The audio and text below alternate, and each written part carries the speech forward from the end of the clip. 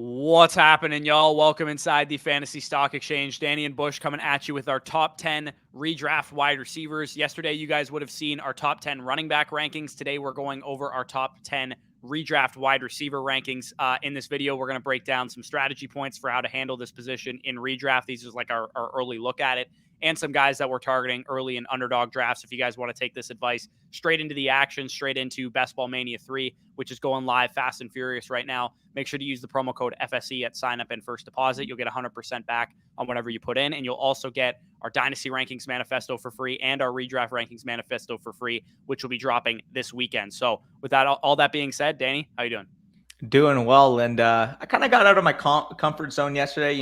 Had to talk about running backs, which, if you guys watch FSC, you'll know I'm not too comfortable talking about running backs, but right back in my comfort area, talking about some wide receivers, talking about some guys that could legitimately win you weeks, legitimately win you leagues with their sheer target potential, with their sheer potential for output this year. So I'm excited. I'm ready to roll, projecting some of the top wide receivers that should be dominating fantasy football for 2022.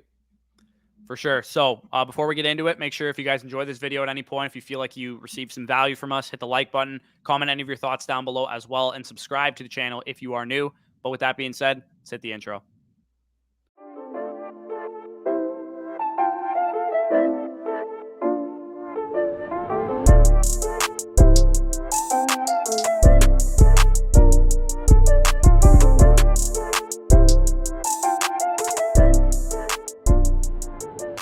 Okay, so as we did for the running backs video, we're going to just talk about some quick strategy points on wide receivers. If you guys want to skip ahead to the actual players, there's timestamps along the scroll bar and in the description as well. Some quick strategy points for how to handle wide receivers in redraft and best ball drafts, whatever you guys are doing.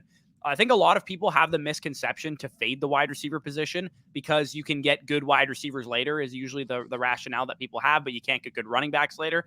But in my opinion, there's 15 to 20 every year, really, that have very, very high ceilings. So I typically like to secure a few of those guys before rounds 4 to 5. So I'm not necessarily a guy that likes to go, robust RB or hero RB or zero RB necessarily. I usually take like a balanced approach. Sometimes I'll end up with one running back in the first 4 rounds. Sometimes I have 2, but for the most part, I do end up with a decent amount of wide receivers. And number 2 would be if you're thinking of going safe at running back. So let's say you get on the board and you're like, hey, I don't want to take Cam Akers or something because he's risky. I'm going to take Nick Chubb instead because he's a lot safer. Going safe at that, like in the early rounds, means that you should draft more wide receivers, not necessarily that you should take running backs that don't have high ceilings, because the risk of injury for wide receivers is significantly less, hence why the zero RB strategy was even created in the first place. And the situation around a wide receiver is usually less affected by a quarterback injury or something like that than it is for a running back, because the offense usually gets a lot worse. Therefore, the running back suffers production-wise. And then the final tip that we have strategy points for the wide receiver position is that the ADP for wide receivers usually plays out this way. And this is the way I like to handle the position. The first few rounds are the known studs, the Cooper Kupps, the Justin Jeffersons, the guys that we know are going to be great, usually attached to good offenses and good quarterbacks. Rounds 3 to 5 is usually where the RB dead zone is and where you don't want to be taking running backs. They're usually good wide receivers with decent ceilings, but maybe they have a question mark or two. And then rounds 6 to 10 are usually like the breakout candidates, maybe the veterans that are, a little cast asides because they got injured or something like that. For me, I like to get my majority of my wide receivers before round 10 because I think historically dart throws are better suited at running back, tight end, and quarterback than they are at wide receiver, because I think for the most part, we're better at evaluating which wide receivers are good breakout candidates, which wide receivers are, better to take in the early rounds, because I don't think we're at the point like we might have been 5, 6, 7 years ago where we're letting good breakout candidates fall to round 11, 12, 13. Yeah, and I'm glad you mentioned that because, the way I think about it and the way, we've been stressing on the channel, targets are earned, carries are given. So when we're talking about, potential wide receiver breakouts, young receivers that can maybe take a next step, maybe be, solid contributors this year, that's more easy to spot, in my opinion, because you can just see, are they good at football and can they command targets for the wide receiver position? And quite frankly, there's no such thing as a wide receiver handcuff, because if Cooper Kupp gets hurt, Van Jefferson is not assuming a 10 target per game role on the Rams offense. the exact opposite can be said for the running back position. Opportunity is the main allure to running backs, because as good of a running back is, it is very dependent on the offensive line. It is very dependent on the offensive situation. It's very dependent on overall the amount of sheer volume that they can get. And quite frankly, if Cam Akers missed time, Darrell Henderson's a top 15 running back. If Dalvin Cook missed time, Alexander Madison's a top 15 running back. So the basis of being, hyper fragile at the running back position and loading up on stud wide receivers is knowing from a replaceability standpoint that, again, running backs are fragile, and a backup running back is way more likely to be fantasy prominent than a wide receiver 4 type is to be fantasy prominent. Right, because a couple of years ago, maybe a guy like Rashad Bateman this year goes in round 9, 10, 11 of a fantasy draft. Because of sites like Underdog, very sharp ADP, we're getting guys, they're getting pushed up the board because people know that they're good breakout candidates, and the same can be said for other positions as well. So that's kind of the strategy portion of this video. Again, if you guys skipped ahead to this part, this is where we talk about the actual top 10 rankings. Number 1 should come as no surprise. It's Cooper Kupp, wide receiver from the Los Angeles Rams, currently going off the board as the wide receiver 1, second overall pick on Underdog fantasy drafts right now. We don't need to spend too much time on Cooper Kupp. The case is very simple for him. He had an elite 31.7% target share in 2021. He's still attached to Matthew Stafford. Yeah, they bring in Allen Robinson, but I expect Cooper Kupp to still dominate the targets in this offense. Could he regress a little bit from the massive 1,950-yard performance, 16 touchdowns that he had last year? Absolutely. I probably would say it's far-fetched for anybody to be projected for that kind of ceiling, but the elite ceiling still exists at this position for Cooper Kupp because, especially in full PPR leagues, he has 120, 130, and last year 140 plus reception upside. Yeah, with Cooper Kupp, I mean, expecting any player in fantasy football to replicate the sheer dominance that he had. We're talking about the second highest best ball win rate of all time behind Christian McCaffrey's 2019 season. That is what Cooper Kupp was able to give you this past year. Arguably the best wide receiver season we have seen of the modern era. Sure, he can regress, but this was a 26 point per game type of score last year. Even if he regresses, the 25-30% regression still lets him way past the 20 point per game type of barrier that we look for from an elite wide receiver. Maybe he's not a lock to be the number 1 overall wide receiver, which his last season would indicate. But if he finished outside of the top 2 or 3 receivers next year, I would be heavily shocked given the target share, given the offensive insulation, given his ability to score touchdowns. Cooper Kupp is flat out good at football, and Matthew Stafford's not going to faint from that anytime soon. Yeah. Outside of injury, I don't see a way that Cooper Kupp disappoints people. The only thing I would say for me is I'm going to take a couple of the running backs ahead of Cooper Kupp at the very top of the draft board. I would rather have Jonathan Taylor, Christian McCaffrey. You could make the argument for Najee Harris and Derrick Henry, who we talked about at the top yesterday. But for the most part, I think, to me, just second overall is just expecting what he did last year versus taking a guy like Christian McCaffrey over him. So let's move on to the next wide receiver, who I think you could definitely make the case should be the number 1 wide receiver in fantasy this year, in Justin Jefferson, wide receiver 2 off the board, 4th overall pick on Underdog Fantasy.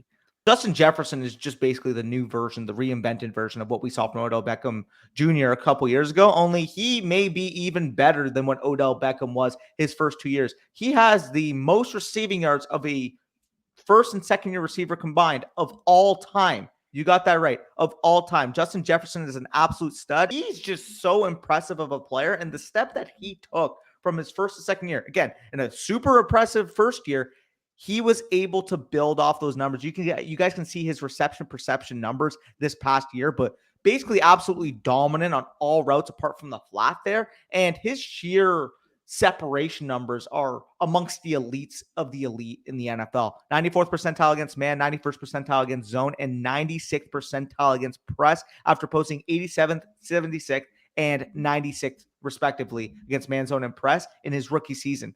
He improved off an already historically dominant rookie year going into last year. And now we're talking about the fact that he is entering the best offensive situation of his career. You guys can see the tweet on the screen, but Hayden Winks, our good friend over at Underdog Fantasy, actually tweeted this out, a few months ago. But he said that the Vikings have been 17th and 26th in neutral pace and 16th and 26th in neutral pass rate since 2020.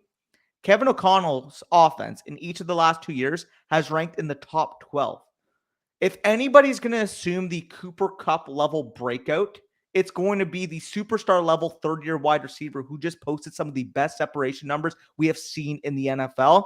I would not be shocked in the slightest to say that Justin Jefferson has 190, 195 targets, 1,900 yards, and 12 plus touchdowns in his range of outcomes, which would quite literally make him a league winner on his own and arguably put him in that 25+% best ball win rate area if he was able to hit a ceiling, which I think is a real possibility. We're not just talking about ceiling. We're talking about something that maybe we can't expect, but is realistic, which you can't say about many other players, period. Yeah, exactly. I have no problem spending a top, 5, 6 pick on him. If you're worried about Najee Harris, the offense, the, offensive line, all that kind of stuff, if you're worried about Derrick Henry, the aging running back, just take Justin Jefferson, just take Cooper Kupp. One of these two guys, they are going to be very, very good for fantasy, especially if you guys play in a full PPR league. Near 29% target share as a second-year wide receiver. Justin Jefferson is ready to explode and take that talent, take that situation, take that output to the next step. And potentially, I mean, he's got best receiver in this decade range of outcomes in his talent level. Yeah, he could have the best ball win rate all-time season, right? Like he might, even though he's going as high as he's going in the top 5 overall picks, if he has a 27 point per game type of season, he's one of only a few receivers that has that in his range of outcomes, like you said. So another guy, obviously former teammate of Justin Jefferson at LSU, Jamar Chase, wide receiver 3 for us, wide receiver 3 off the board in Underdog Fantasy, 5th overall pick on Underdog Fantasy. Obviously, the case is pretty simple for him, too. Top 5 in fantasy points per game as a rookie. Not a lot of rookies can do that in their first season. 128 targets as a rookie, which isn't, a crazy number, but Justin Jefferson himself jumped from 128 targets to 167 targets in his second season once you're a full-time player, second year in the NFL. The number 1 receiver and the big play threat from a great quarterback like Joe Burrow, a guy that we all expect to be, in the running for an MVP caliber season. Then there's, T. Higgins and Tyler Boyd and all that stuff that people are going to concern themselves with Jamar Chase. But I think for the most part, that stuff is irrelevant. Those guys fall in line behind Jamar Chase. He is the number 1 receiver of this offense and an offense that could improve this year, right? 30th ranked offense in pace of play last year were the Cincinnati Bengals. They ran a slow, snail's paced offense. And it's not like any of the coaching staff has changed or anything, but I think the difference with what could happen from last year to this year is that Joe Burrow, coming off of an ACL tear last year, they didn't necessarily know what to expect. This year, he just led them to a Super Bowl appearance. They are going to give him the keys to the castle. League average pass rate this past year, they could see this number jump similar to what we saw with the Buffalo Bills, as I mentioned in the Dynasty video, from, a 550 pass attempt type of team to a 700 pass attempt type of team, because they give Joe Burrow full autonomy, full range to control this offense. And Jamar Chase will obviously be the biggest beneficiary of that.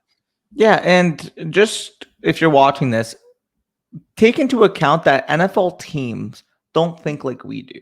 They don't think, oh, Tyler Boyd's there. T. Higgins is a good player, so he can earn targets in his own right. Oh, Hayden Hurst is there. Chris Evans is there. They don't think about target competition. They think Jamar Chase is that X receiver facing press coverage with no safety help. I'm throwing him the football. Joe Burrow sees Jamar Chase one-on-one. He's getting the football. And with Jamar Chase, it's simple. You're betting on young ascending talent taking that next step from a sheer target share role. And the fact of the matter, 128 targets for wide receiver already is no slouch. And you saw that jump from his LSU teammate. Again, I hate making that parallel because what they did in college doesn't mean what they will do in the pros. But we saw Jamar Chase just beat Justin Jefferson's rookie season this past year. Jamar Chase's range of outcomes could still be a 1,800 yard, 160 plus target wide receiver and arguably the best wide receiver in football, given his talent level and given that quarterback that's chucking him the rock. Yeah, exactly. It's not hard to squint and say that Jamar Chase could finish as the wide receiver 1 in fantasy this year, and it could be as big of a gap as we saw from Cooper Kupp last year. Like, it would not be shocking if he had a 15-plus touchdown season, big plays galore, because people are going to talk about regression with that and all that kind of stuff. But, when you're as good as Jamar Chase, I'm just going to bet on the player, and it's pretty simple for me to do that. But either way, let's get into the next player. Our consensus tied for wide receiver 4, my wide receiver 4, your wide receiver 5. That is Davante Adams, the guy that's been dominating fantasy football for realistically the last 4 years. He's averaged over 20 PPR points per game in 3 of his last 4 years. And to put it simply, according to Matt Harmon, he is the premier separator in the NFL. You guys can see his reception perception right on the screen right now, but he's basically just a lead at every route. And overall was near 99th percentile. You're talking 98th, 96th, and 99th across the board in man zone and press. So it does not matter for Davante Adams, the situation he is in, he is going to be able to separate. Yes, losing A-Rod hurts to a degree. Again, if he was still on the Packers, if he was still getting passes from Aaron Rodgers, you can make the case that he could be 101 this year. He's genuinely that level of talent. He's genuinely that level of target commander. But ignoring an elite player that commands, again, this elite target share we've seen 28, 29, 30+% target shares in each of the last 4 years. Ignoring that just because he's a Raider now in what should still be a efficient offense that can put points up on the board with Derek Carr, who maybe isn't Aaron Rodgers, definitely isn't Aaron Rodgers, but he is no slouch in his own right. He is the easiest smash 1-2 turn pick I have seen in so long, especially with the running back landscape. Davante Adams should not be available at that 1-2 turn, 110, 111, 112 area. In my opinion, he's more so a 106, 107 type of player. Between these 4 wide receivers and the next guy that I'm going to talk about in a second, I think all 5 of those wide receivers are going to end up in my top 10 overall players, with a couple running backs mixed in here and there, because like I kind of talked about with Dalvin Cook yesterday, if I get on the board and like Dalvin Cook's the best running back on the board, I'm just going to pick one of these guys because they are way safer. I can get good running back talent in the 2nd, 3rd, and 4th round this year, especially with some of those young guys. So yeah, I'm definitely going to be getting a lot of Davante Adams. The guy that, I mean, that trophy behind me, I had him on both teams. Both of the times that I won my home league, I had Davante Adams, and I also won him in our listener league too. Yeah, so, yeah, Davante Adams has definitely been kind to me the last 2 years. But let's move on to the next guy, Stefon Diggs, wide receiver 4, 8th overall on Underdog Fantasies. My wide receiver 4, like you said, your wide receiver 5. I can make the case for Diggs to be even ahead of Jamar Chase, really, at wide receiver 3. In what was a down season for Stefon Diggs, he posted 16.8 PPR points per game, which was good for the wide receiver 9.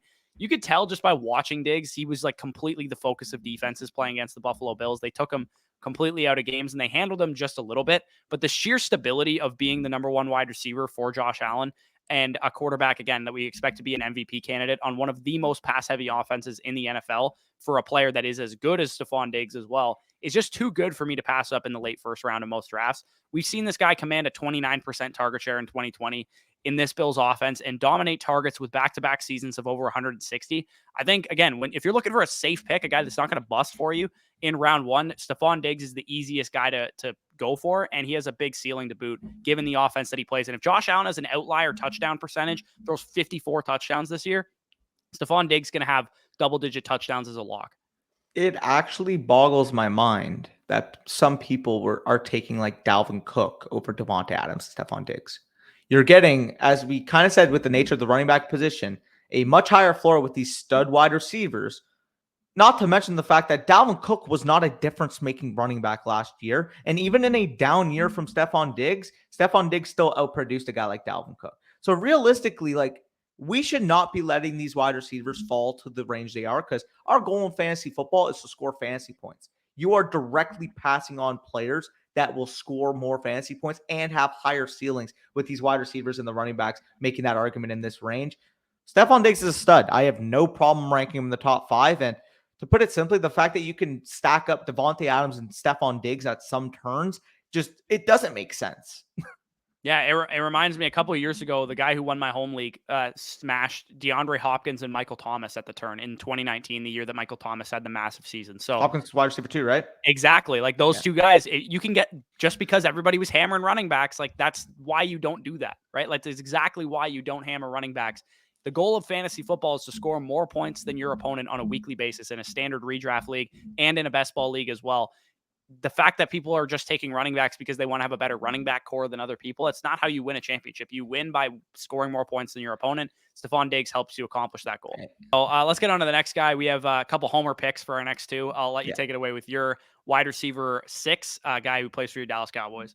Yeah, and to be honest, I mean, it's funny because your guy is your wide receiver 6, my guy's my wide receiver 6, and then we each have them flip-flop. So CeeDee Lamb, my wide receiver 6, your wide receiver 7, and it's funny because, I mean, the common narrative around CeeDee Lamb is that he was disappointing as a second-year player, which validly so from a pure overall output standpoint, I can definitely see. But it was, to put it simply, a season of 2 halves for Lamb and that Cowboys offense as a whole. But you guys can see up until that Atlanta game where, Atlanta game was really the last game that we saw the offense looking like it was fully clicking. CeeDee Lamb up until that point was legitimately a league-winning top 5 level wide receiver, 18 PPR points per game, 8.89 targets per game, and nearly 83 receiving yards per game. Not to mention, again, an offense that was humming, nearly 0.7 touchdowns per game. All of his touchdowns scored in those first 10 games. And when the offense kind of fell off to a degree due to, again, I'm not an NFL analyst, so I'm not going to fully speculate, not fully give context and, quite frankly, excuses to what happened to that Cowboys offense. But from an outsider perspective, it looked as though defenses realized with an inefficient run game and with an offensive line that could not protect against 4, all they had to do was rush forward and drop back. And that passing offense for the Cowboys really suffered due to it, as you guys can see from that fall off with CeeDee Lamb. And for me personally, the way I kind of look at it is we saw that glimpse, we saw that stretch of CeeDee Lamb being able to command targets and being able to be an elite fantasy football option. CeeDee Lamb with Amari Cooper gone, not a vacated targets argument, by the way, now has a prime opportunity to assume that flanker role on this team and be used at that offensive mismatch that the Cowboys quite simply drafted him for. They drafted him to be that Justin Jefferson. They drafted him to be that alpha wide receiver 1 offensive mismatch that whenever something is doubt on the offense, you can rely upon that player to get them through. I understand that it's more of a projection having CeeDee Lamb here, and it's more of a projection putting him in the range I am, but I'm a ceiling type of player. If CeeDee Lamb hits his ceiling, we could be talking about that next 18, 19, 20 plus PPR point per game score, given the talent level, given the change in offensive philosophy, and given the usage we should see with CeeDee Lamb entering that prime third-year breakout area. Yeah, I think you can make the argument maybe that the offensive line could be a bit of a question mark, but the thing that I like about CeeDee Lamb and the Cowboys passing offense is that I think if we want to throw the word regression around, we can throw it around for the amount of turnovers that the Cowboys defense created last year. That's fair too. And the passing offense might have to pick up some more slack because there was games last year against the Washington football Commanders or whatever that they like didn't throw the ball at all because they just generated so much turnovers on defense that they were scoring on defense and stuff like that. So there's definitely a possibility that the defense isn't quite as good, especially without Randy Gregory and stuff. And the offense has to pick up the slack a little bit more. Yeah, combining that with the fact, as I kind of mentioned, with potential added verticality with that change in offensive philosophy, mixed with, as you said, the defense for the Cowboys was historically efficient in creating turnovers. As good as I think the defense will probably be, they'll probably be better from a sheer yards allowed and points allowed type of basis. Their turnover luck just simply can't roll like that year to year. And if the Cowboys want to win games, you have a franchise level quarterback, you have a wide receiver to 1 talent in CeeDee Lamb, you're going to be needing to throw the ball more than you had to last year. Yeah, I mean, bet on young ascending players developing into the elite players that their talent would dictate. That is exactly what CeeDee Lamb represents, in my opinion. Yeah, it is a projection, like you said, but a pretty easy one to make given what we know about CeeDee Lamb. Again, he was a little disappointing last year, but we can kind of again, explain it away a little bit. So a guy that obviously plays for my team, I'll go Homer mode now. Mike Evans, wide receiver for the Tampa Bay Buccaneers, jersey hanging right behind my head. Wide receiver 8, 19th overall in Underdog Fantasy. Evans' path to elite wide receiver seasons the past 2 years has been touchdowns. He scored 27 over the last 2 seasons with Tom Brady, and he's been highly efficient on his targets, but he's only commanded 109 and 114 targets the last 2 seasons, which is why a lot of people weren't in on Mike Evans last year. People were like, he's got to compete for targets with Godwin, Antonio Brown, and Rob Gronkowski. I'm just going to take Antonio Brown because he's the cheapest. While I expect Rob Gronkowski to return to the Bucs at some point this offseason and be on the team this season, Chris Godwin tore his ACL in December, and he's a long shot to be on the team, at least for the beginning of the season, and Antonio Brown is no longer on the team. So Mike Evans should be both the target leader for this team and the primary red zone threat of this offense and could lead to a scorching hot start to begin the season. I would not be shocked if this is the best statistical season of Mike Evans' career in year 9 of his NFL career. He has 1,500 yards and 14 touchdowns in his range of outcomes, assuming Chris Godwin's going to be out for the first couple of weeks. And even when Chris Godwin comes back, it's just going to be Evans, Godwin, and Gronk. It's less target competition than we had with Antonio Brown on the field last year, who was very efficient when he was on the field. So, I mean, another guy that it's just really easy to bet on. Similar to what I said with Leonard Fournette, we know this offense is going to be top of the NFL. We know Tom Brady's going to be good. We know the offensive line's good. We know they're going to move the ball on offense. Having the number 1 receiver and primary red zone threat is going to pay off.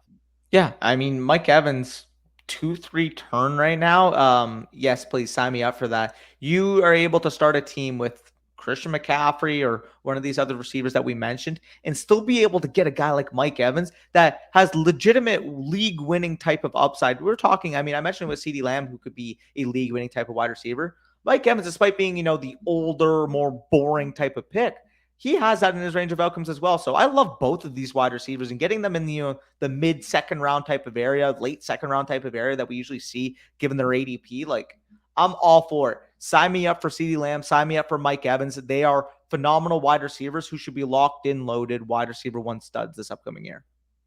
Yeah, again, it's not hard to squint and see either of these guys having a monster season. Another guy that maybe is too low for most people, considering how good he was last year, Deebo Samuel, wide receiver 17th overall on Underdog. I don't think we're going to get a holdout from Deebo Samuel. I'd be surprised if we did, because I think he's already been present at some of the team activities this offseason. But he's a guy that I think is going to be a little divisive for people.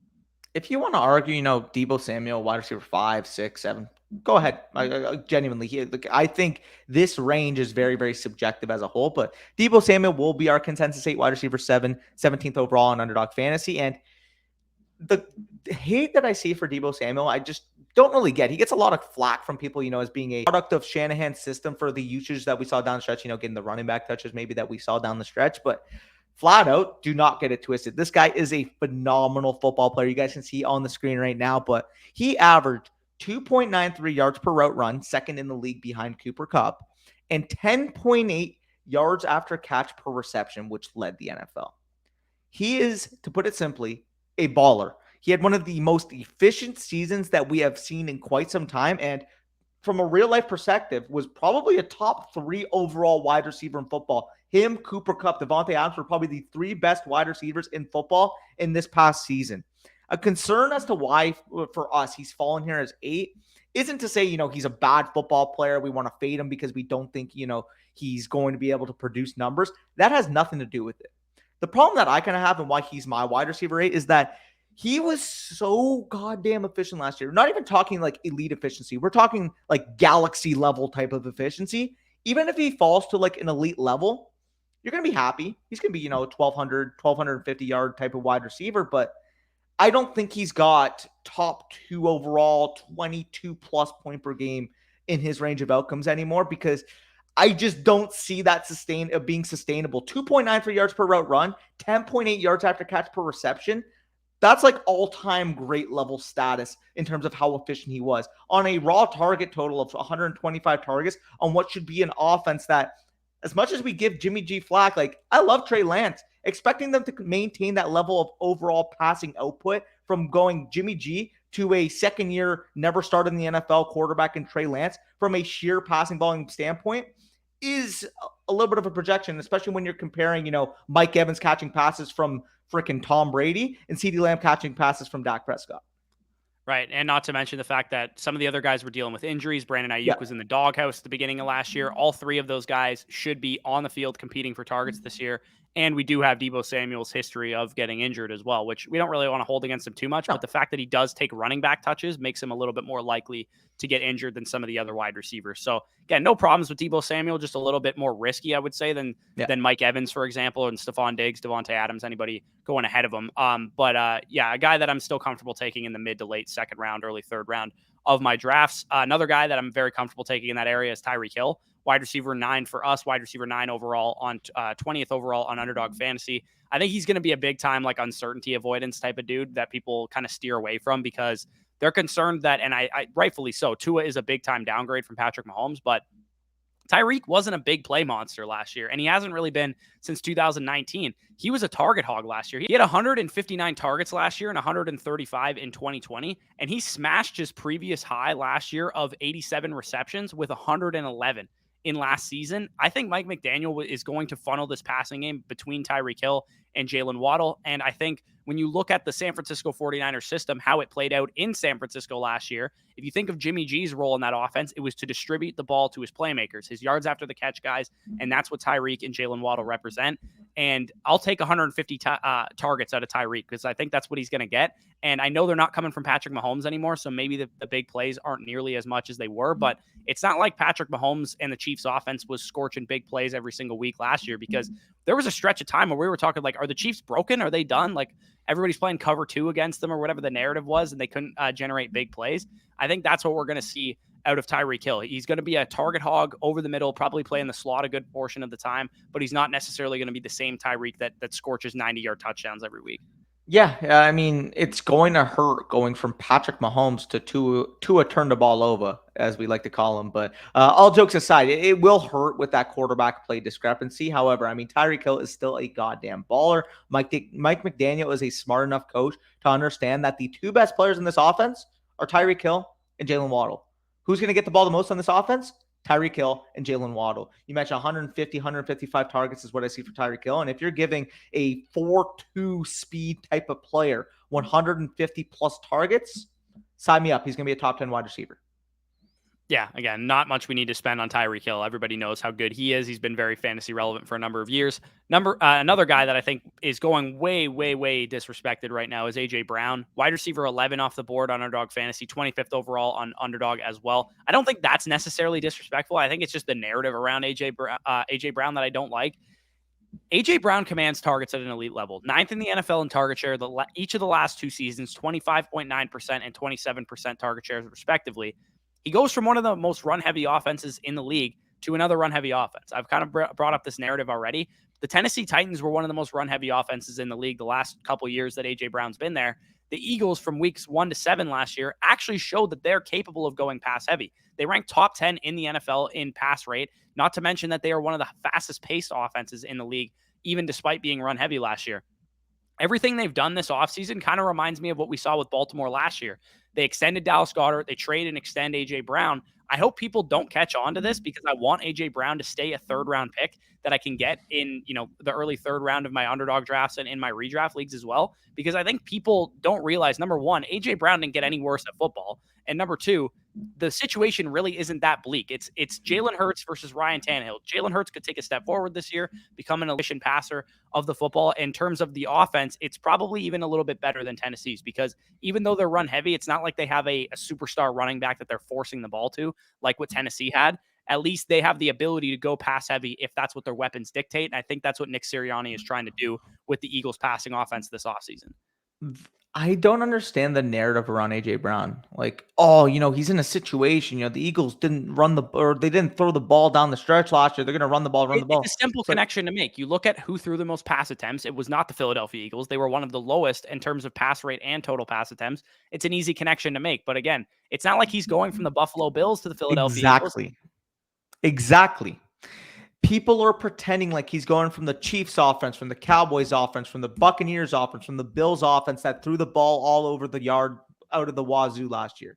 He's going from the freaking goddamn Tennessee Titans offense. And we're pretending like that's going to have a huge impact on his raw targets. Like, guys, use common sense. This is a 27 plus target share type of wide receiver who, quite frankly, is going to be in a better offense. Yes, you heard that. Better offense. The Philadelphia Eagles are going to have a better offense this upcoming than the Tennessee Titans have really ever posed with A.J. Brown's Tennessee Titan career. So the downside risk here only simply is, maybe, he's missed some time with lower body ailments. That's the only thing you could realistically argue. And maybe target competition argument. I'm not really worried about I like Davante Smith and I like Dallas Goedert at their respective ADPs, but AJ Brown's the one. They traded a first round pick for him. They extended him to a massive extension. They know he's their one. And as you said, they want to throw the ball. They tried to throw the ball last year. First 7 weeks, you mentioned top 10 neutral pass rate. Their idea is they want to be a more pass-centric type of offense. And we saw all the signs last year that pointed to Baltimore wanting to take that step with the running backs getting hurt, with the selection of Rashad Bateman, with everything we heard in the offseason. Baltimore wanted to throw the ball, and that came to fruition. We are seeing the exact telltale signs from the Philadelphia Eagles, and people are still pretending like this is going to be a bottom 3 passing attempt, neutral passing attempt type of team. This is probably going to be a top 12 to 15 at worst type of passing offense. And if you're giving AJ Brown a 27% target share on a top 15 passing offense, like, sign me up. This guy's going to get 130 targets and he's going to be a top 6 overall wide receiver if that comes to fruition. Yeah, and again, the progression of Jalen Hurts, everybody's second year in the system, it's possible that this offense is even better than 12 to 15. It's possible that they take a big-time step, and they're one of the breakout offenses of the season, similar to what we saw from Cincinnati last year. So, I love A.J. Brown currently at his cost. I think he's going way, way under the radar. A guy that, from a dynasty perspective, I think is probably one of the biggest buys in dynasty. And then from a redraft perspective, I like his value there as well. So with that being said, just under 40 minutes of this video. If you guys enjoyed, hit the like button, comment any of your thoughts down below, subscribe to the channel if you are new as well. As I said at the beginning of the video, if you guys learned something in this video, you want to take it right into underdog drafts, use the promo code FSE when you sign up at first deposit and sign up. You get 100% on whatever you put in. So if you put in $50, you'll have 100 on the site to play with. And as a thank you for using our code, you get our Dynasty Rankings Manifesto. That's all of our Dynasty Rankings, bucketed, age, everything, positional, super flex, rookie, one quarterback, all that stuff is included in that. And then when our redraft rankings manifesto drops on the weekend, you'll get that as well. So you'll be fully ready to go with all the rankings you could ask for if you're a first-time depositor on Underdog Fantasy. So if that interests you, check out the links in the description. Check out the Patreon as well. But with that being said, peace out. We'll talk to you soon.